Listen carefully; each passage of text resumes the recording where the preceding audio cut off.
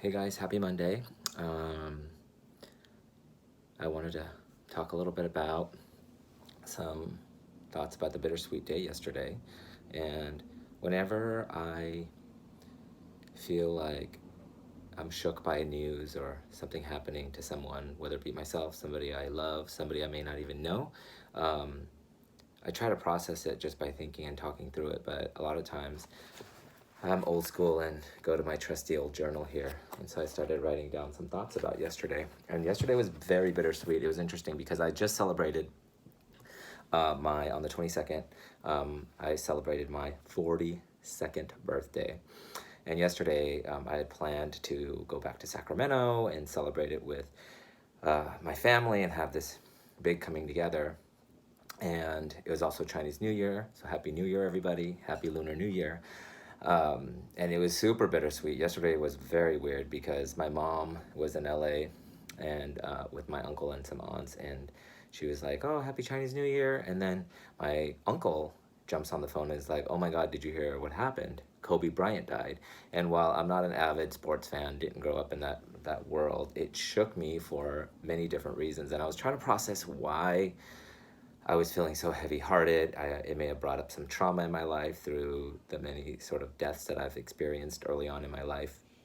And I was just like, so here it goes. I thought I'd just download some thoughts and maybe it'll help you as I sat this morning trying to meditate and kind of just process what was going on. So um, I thought about how life and death are so crazy, and death is, for me, the biggest teacher of how to live life to the fullest.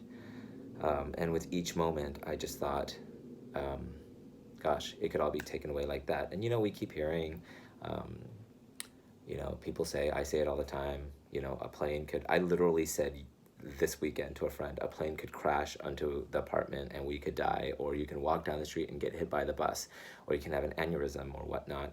And this news about Kobe Bryant and his daughter and 9 people total on the helicopter that crashed in Calabasas in LA was just nuts. And I just took a moment, and I still don't believe it in a sense, but it reminded me that in each day um, um, there's things that we do that we don't even think about, like that are blessings, right?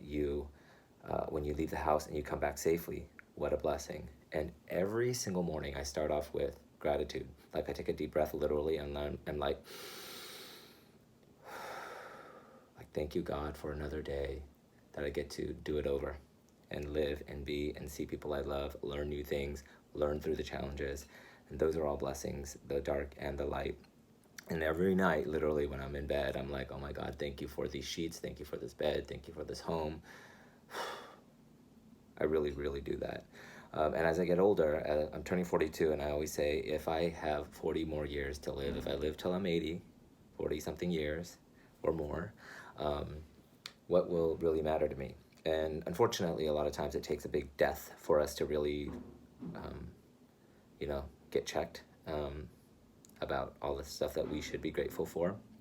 Another thing I wrote here in my journal is that each one of us is important. And I one of the deaths I've experienced recently was the death of my brother-in-law, which shook me to the core because I've known him since I was a little boy. He left behind my niece and nephew, 2 kids, and my sister, and it just really processing it all is crazy. But I don't know if he realized how much he mattered, but we all matter to somebody. I had a talk with my good friend Kevin, my soul brother, about this, and he was like, "Well, we all matter to somebody," and we do. Whether you're a great basketball fan, I thought not only about Kobe Bryant and his daughter, 13-year-old daughter. I thought about all the other people on the plane, and how like it can all be taken away like that, and hopefully they live their life to the fullest. So it made me also think about how, wow, I have stuck to and been steadfast about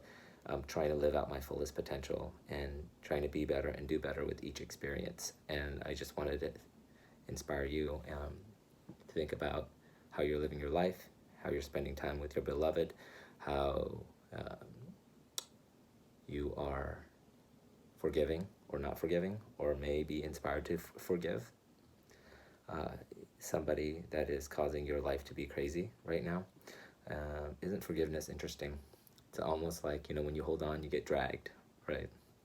And forgiveness is all about you letting go. And it really is for you. And you just don't know when the next moment is. So the last thing I wanted to say was that our time is so limited, and each and every day there's a story about, what would you do if every day you were filled with, your bank account was filled and you had to spend all that money. How would you spend it, right? And we do have that in terms of something that money can't buy, is the time that we can't buy back. So how are you spending moment by moment, day by day?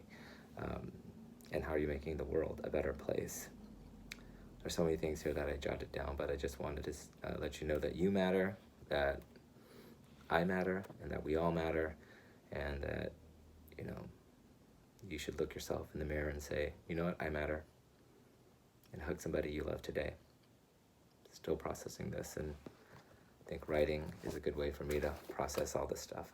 How do you process your grief, or when you are shook by something?